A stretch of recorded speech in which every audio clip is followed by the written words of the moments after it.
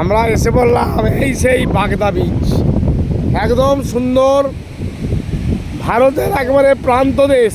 আমরা ম্যাপ আঁকার সময় যে ভারতকে আমরা আঁকি, তার যে বর্ডার, সে বর্ডার এই সেই বর্ডার, এটাকেই আমরা সুন্দর সুচারুভাবে আঁকতে থাকি।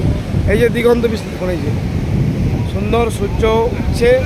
আমরা ভোর রাত থেকে এসে গেছি এখানে, কত সুন্দর ওয়েদার দেখুন।